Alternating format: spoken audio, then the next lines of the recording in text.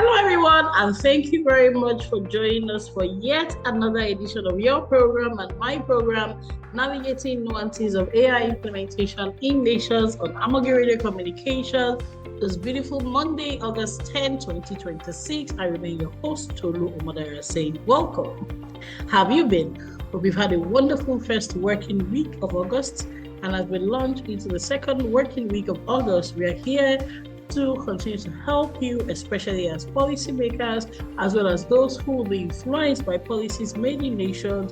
We continue to help you to explore the impacts, the implications, the nuances, the challenges, the dimensions of AI implementation in nations. Last week, we had looked at the need for a credible evidence base, right? Because often policies will be made based on inferences, drawn from evidence, right? Evidence gathered from research. And we emphasize the need to continue to keep that evidence base as credible and believable as possible, especially in the face of dwindling public trust in artificial intelligence. We looked at that last week, and as always, we invite you to please subscribe to Amogi Radio Communications if you're yet to. There is a wealth of knowledge, information, insight, analysis on strategy, on policy, on geopolitics, of course, on artificial intelligence. There is so much that you stand to gain that you can't afford not to subscribe to our Amogi Radio Communications. Please subscribe so that you can catch up on last week's episode as well as previous episodes. This week, we are going to be looking at another dimension, the economic implications of artificial intelligence in nations. I repeat, the economic implications of artificial intelligence in nations. Firstly, this is a very multidimensional issue. It's broad and it's multidimensional, right? So artificial intelligence, as we know, comes with a lot of opportunities, but the truth is that it also comes with a significant level of risks, right? It comes with a lot of opportunities. We've looked at this from this perspective on this program. A number of times we've said that artificial intelligence is neither good nor evil. Artificial intelligence is neutral, right? What happens is how it is used, and this is where nations need to ensure that they have proper policies to guarantee that artificial intelligence serves man and not the other way around. Now, part of the challenges that artificial intelligence could pose, right, that could pose if those guardrails that are supposed to be put in place by nations, by policymakers, are not put in place. Part of the challenges that artificial intelligence could pose is the economic challenges, right? Is one significant area that we need to look at. Now, let's start with the challenges associated with capital, especially to begin with for private sector players, and then we'd also look at it for even national players. I don't know if you know, as of today, artificial intelligence is already said to have, taken up about $538 billion of investment, right? The global corporate AI investment as of now, as of 2025, as a matter of fact, was said to have reached $581.7 billion. And just to give you a sense of how much that is, $587 billion, I think, is said to exceed the GDP, the gross domestic product of Sweden. Just to give you a sense of how much we are talking about here. So what is currently invested in artificial intelligence is said to be higher than the GDP, the current GDP of Sweden. And that's just one nation, right? And other nations as well. So if AI were a country, if AI were a country currently, the GDP of AI is probably hovering around that of or comparable with that of Sweden. If the GDP of Sweden is higher than that of artificial intelligence, it's probably just marginally higher than that of artificial intelligence. So it is a lot of money that we are talking about right now.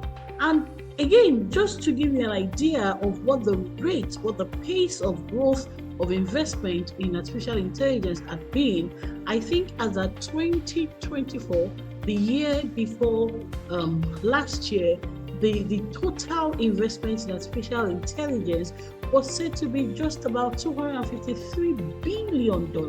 This is based on Stanford AI Index. So in 1 year alone, right, the growth more than doubled. In 1 year alone, it grew by more than 100%. Investment in artificial intelligence grew by more than 100%. It went from $253 billion in 2024 to $581 billion in 2025. Now, this could be a plus, and trust me, it could also be a minus, right?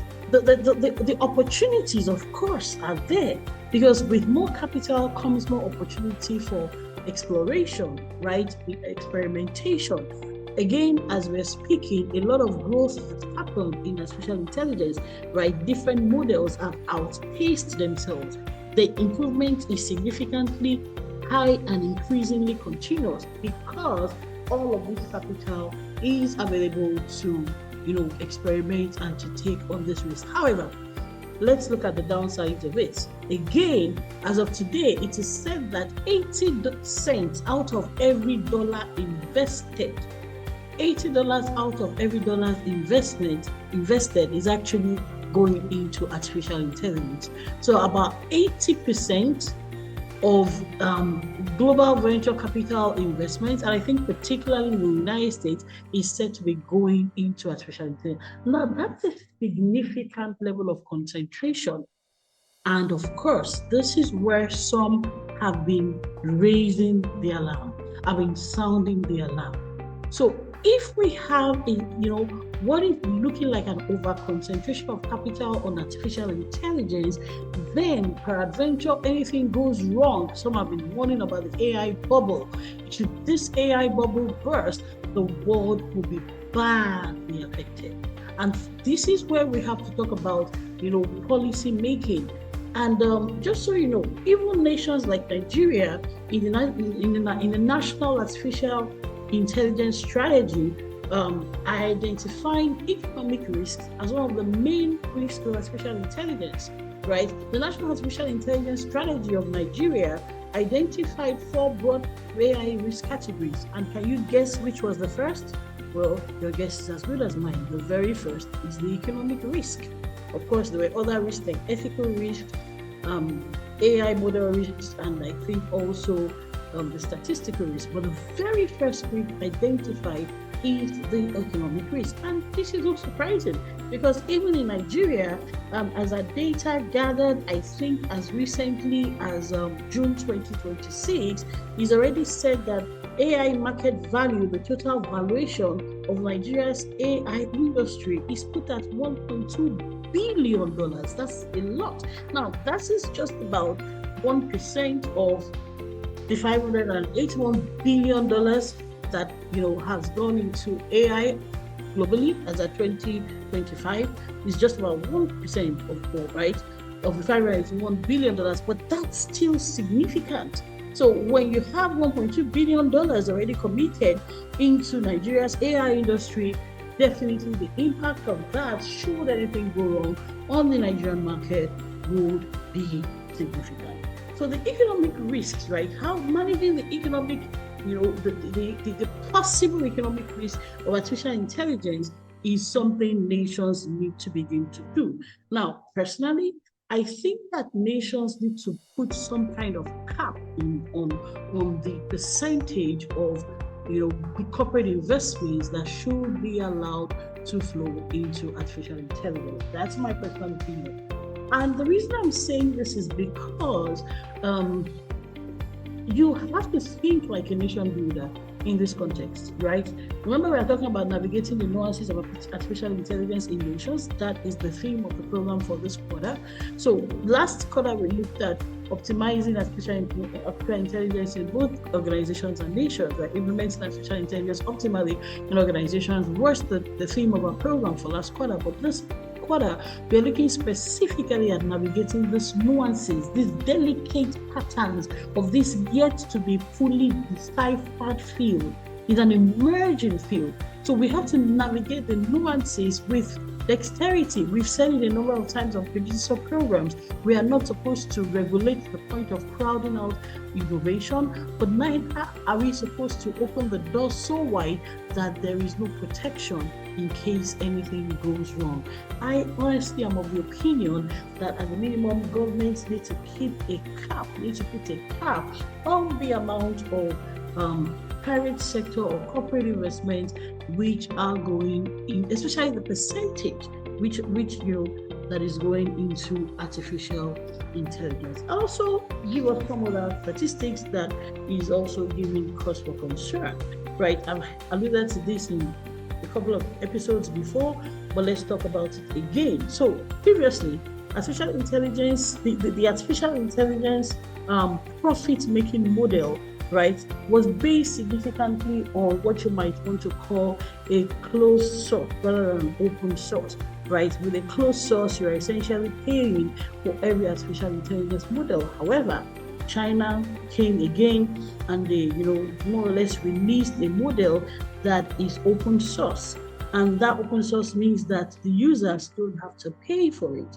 And guess what? This particular open source model was like DeepSeek, which was released early last year. When DeepSeek was released early last year, it shook the market significantly because it was a Chinese model and it competed significantly well with OpenAI and Anthropic, which are American models, which of course are built on the closed source profit-making model. So this year, I think about middle of July, China released another model again, and it's an open source model. And this open source model was able to do relatively well. It did so relatively well that the market shook again, because a lot of the investment, this $581 billion that we're talking about, that has gone into artificial intelligence, a lot of it has been made, by investors, venture capital investors and the like, has been made based on the assumption that they are going to run, closed market, closed source, right? And now that open source AI, could create troubles, right? Could create challenges, there definitely is a need for nations to also pull back and say, do we need to get more careful here? Do we need to put more guardrails here, right? Because we may want to, oh, it's just a Chinese thing. So America is not going to cooperate with it. Guess what? Some American technology firms, not AI players like OpenAI and Anthropic, but some American technology firms, for instance, like NVIDIA, which makes chips, even like Microsoft, right? And Meta, the owner of Facebook, all of these actually want to see open source gain ground.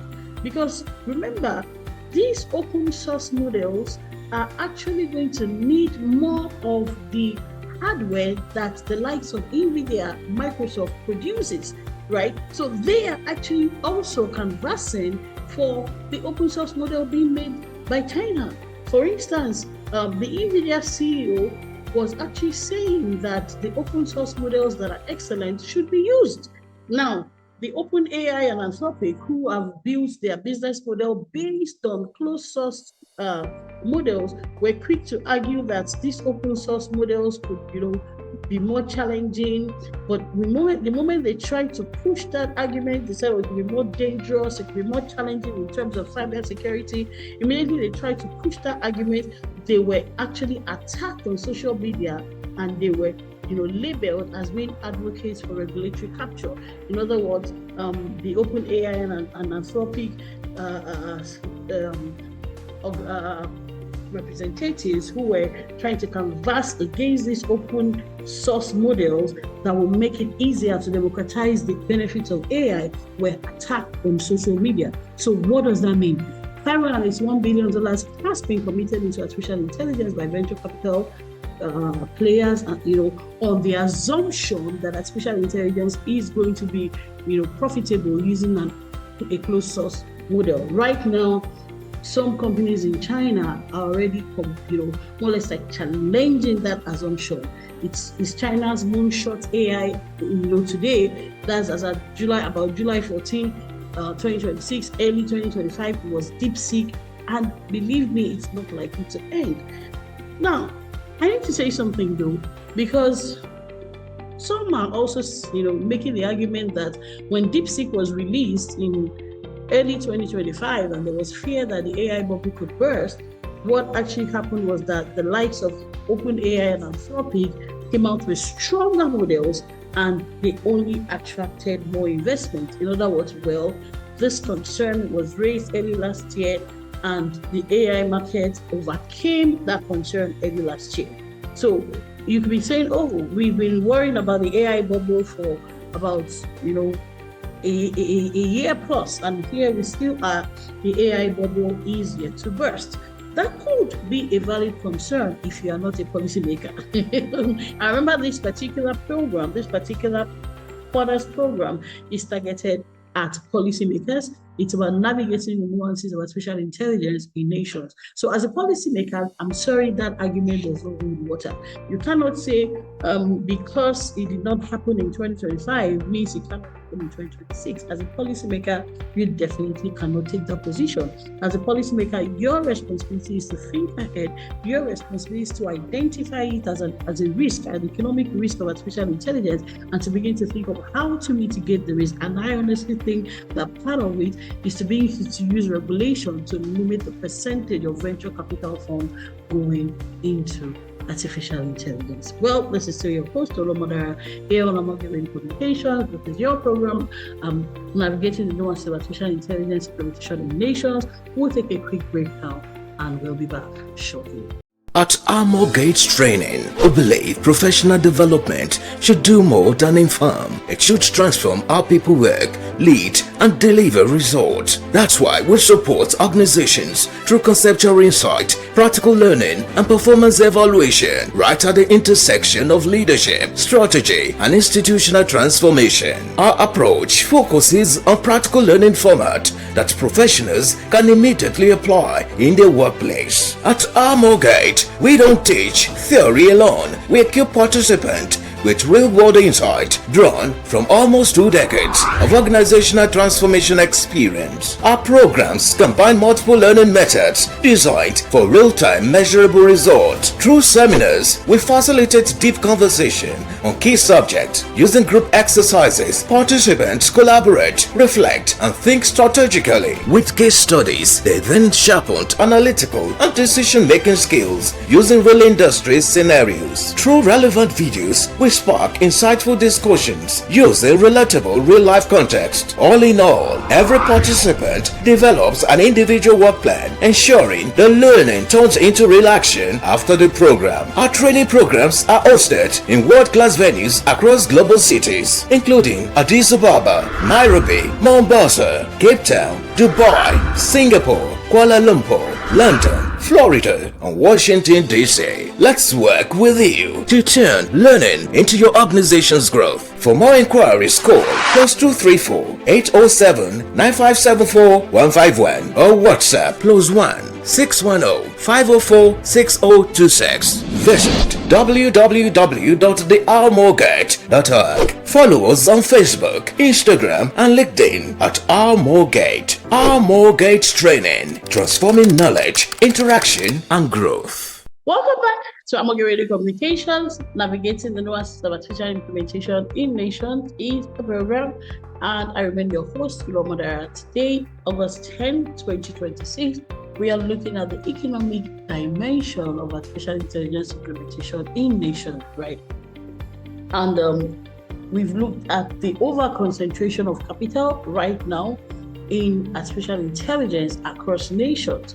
We've looked at the risk of an artificial intelligence bubble. We've looked at the profitability model upon which a lot of this capital has been committed into artificial intelligence. And we're also looking at the question of the sustainability of that model, given the challenges to that model right now. Now, let's also begin to look at other economic dimensions of artificial implementation in nations. There are 3 critical dimensions that I want us to look at. One is the dimension of labor. this has been a very, very recurring issue across nations and a very consistent concern for artificial intelligence implementation. Artificial intelligence has been seen to automate jobs and has been seen to show the promise of automating more jobs. I mean, it's taking over healthcare. We have robots now conducting surgeries, sometimes more effectively than human beings, even than doctors. We've seen it, of course, in supply chain. We've seen it optimizing supply chain. We've seen artificial intelligence even taking over the role of advisors, right? We've seen it challenging how much can be done by teachers these days. The question is now being asked in universities: to what extent should we factor in artificial intelligence into marking, into grading, and so on and so forth? What's the point? It has definitely been proven that artificial intelligence is likely to cause some job displacements, right? There is said to be a coming job apocalypse, right? A lot of jobs will be threatened. Of course, the other dimension of that issue is that artificial intelligence is also going to create jobs. We are also seeing an increase in, for instance, AI workforce. The number of artificial intelligence and machine learning experts, right, being needed is also on the increase. And definitely nations should try to ensure that they are gathering the data on the upcoming skills, right, the skills that are being needed, so they can begin to prepare their people to ensure that they don't have a case of structural unemployment where the jobs that are being created are not matched with the ready skills. We've said that a number of times. But let's look at another dimension of the labor issue. In the immediate, when people need to be, for instance, maybe retired from some jobs, maybe people need to be, for instance, asked to exit some jobs, asked to leave some jobs, there is going to be an immediate pressure, that's truth, on, for instance, things like unemployment benefits, things like pensions for those who may choose to retire early, right? Those pension funds, for instance, have been accumulated in previous years without the consideration that there might be a massive exit should artificial intelligence, get to that level where it is doing things significantly more efficiently than human beings. So that's another dimension of the economy that nations need to begin to prepare for.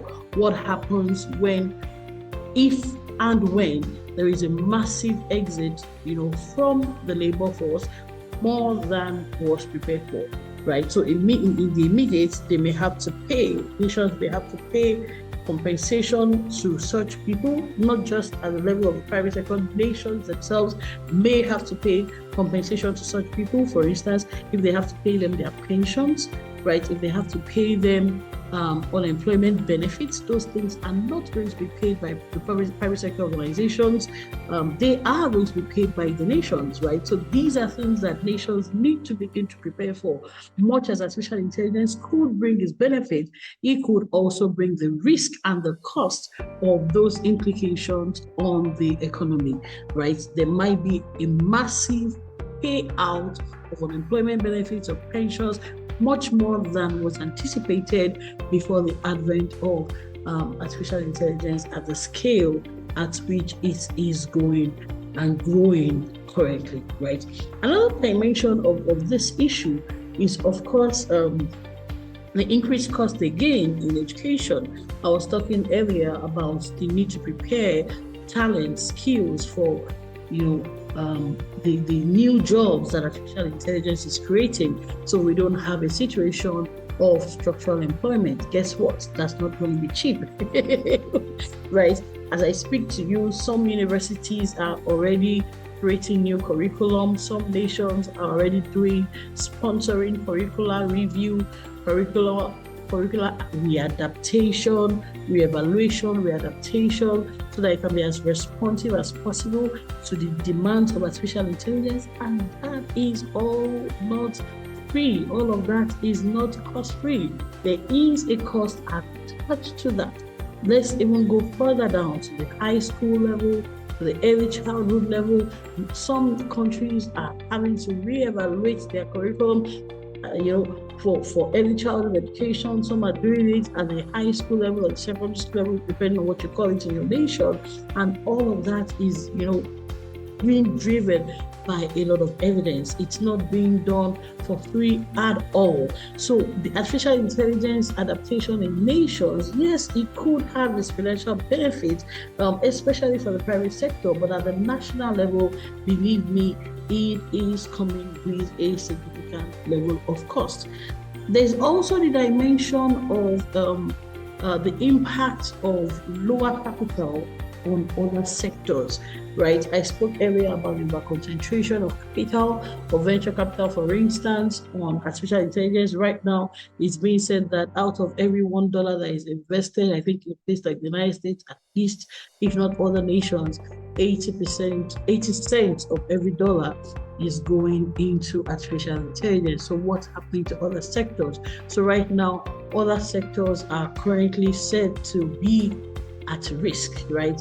Other sectors that should have been also, doing some kind of exploration and exploitation and piloting and so on and so forth, those other sectors are currently said to be at risk. How do nations manage that? Like I said, I personally am strongly of the opinion that there is a need to use regulation to control that, right? Because as it is, the more money that is going to artificial intelligence, the less money is available for other sectors to play around with, and it's going to have significant impact, because even from the level of labor, artificial intelligence cannot employ everyone. So if there's an overinvestment in artificial intelligence, the neglect of those other sectors, what you're going to find before long is those other sectors may be unable to, take up the fair share of labor, the fair share of workforce that they should have taken up, and we may be having more and more unemployment. Now, let me also talk a little bit about the impact of unemployment on nations, right, from the economic point of view. In addition to having to pay unemployment benefits, in addition to probably having to pay pension earlier than planned for some who may choose to retire early, there is also the loss of labor tax, the tax that should have been, a source of income for nations, right? Generally speaking, nations seem to have higher taxes on labor, on salaries and so on and so forth, than on capital, right? So if you have more people putting their capital in artificial intelligence, and only in artificial intelligence largely to the extent that other sectors cannot take up workforce and more people are out of jobs, we may be in a situation in no time when not just will there be higher costs for nations because they're having to pay unemployment benefits. There may also be lower income for nations as a result of loss of labor tax, right? The impact is going to be that the taxes that should have been brought revenue, especially the taxes on labor that should have brought income to nations, would be a potential loss, will be potentially lost due to the impact of artificial intelligence on jobs, the coming jobs apocalypse, as others have been warning. Again, you may say, what's the solution to this? Tony, we've talked about the problem. Well, again, like I said, I think it's time for nations to begin to intervene and control if you ask me, to control the over concentration of capital in artificial intelligence. It's time to begin to put a cap on this. We all know what happened in the global economic recession in 2007 to 2009. We know how there was an over-concentration of capital for instance, in stocks, and then in mortgage, and these were things that some economists were warning about. Like I said, the fact that the AI bubble didn't burst in 2005 when 2025, when DeepSeek was released in early 2025, the fact that it didn't shake the foundation does not mean that the policymaker should say, oh, it cannot happen. The fact that it didn't happen 15 months ago or thereabouts does not mean it cannot happen now. As a policymaker, you have to plan for the worst case scenario and put the guardrails in place. So I strongly believe that it's time for regulators to work with the evidence, credible evidence. Remember what we said last week? The researchers that are still neutral, that are not paid by artificial intelligence companies, who are still maintaining credibility because of objectivity. those researchers should begin to work with policymakers and advise on how much should, be capped, or at what point should we cap, for instance, investment into artificial intelligence in nations. At what point should we say this amount cannot go into artificial intelligence anymore, so we don't underinvest in other sectors that also need to, create jobs for the labor force? Because, like I said, artificial intelligence as a sector cannot more or less employ every single person. This is a significant risk. They've flagged are there, and nation builders, policymakers need to begin to respond to this much more satisfactorily. Well, I think it's at this point that I'm going to draw a curtain on today's edition of the program. Today, we've been looking at the economic implications of artificial intelligence implementation in nations. Artificial intelligence, like we'll continue to say on this program, definitely has a lot of opportunities, but so does it have risks. Artificial intelligence is certainly not neutral. Artificial intelligence can be positive, and artificial intelligence can also be negative, depending on how it is used. And this is why nations have to make sure that they are navigating the nuances of artificial implementation as dexterously as possible. Wow. I hope you've enjoyed doing this with me as much as I've enjoyed doing this with you. As always, we look forward to hearing back from you. You can reach us, contact@theamogate.org. You can reach us on LinkedIn, you can reach us on Facebook, you can reach us on Instagram. You can fill any of our contact forms. You are the reason why we do this, and it matters to us that we hear back from you. Want to hear your views. What do you think about the economic implications of artificial intelligence implementation in nations? Do you think these concerns are real? Do you think they're overflowed? Or do you think that they should seriously be, proactively identified and also robustly dealt with? We'd love to hear back from you. Until I see you same time, same session next week. Remember, there will be other programs Tuesday through Friday on Amoge Radio Communications. I will be your host, Madara. I'm here saying bye-bye, and until I see you same time, same station next week. Remember, do not just think possibilities, also think risk. Thank you so much, and have a good day. Harmogate, founded in 2008 out of a desire to build transgenerational structures for organizations, institutions, and nations. We have worked with large businesses, international development organizations, and public sector ministries and agencies. Harmogate, our uniqueness is that we do not just work for you, we work with you. For example, we do not leave you to the task after sourcing talent that will help the new hire settle into robust leadership development programs. We are technical experts in advising and supporting institutions on strategy and leadership, artificial intelligence, strategic human resource management, public sector reform, finance, audit and tax, FAT, and strategic communications. We do all this and more out of a desire to transform nations through institutions and organizations. For further inquiries, email contact@thearmogate.org or call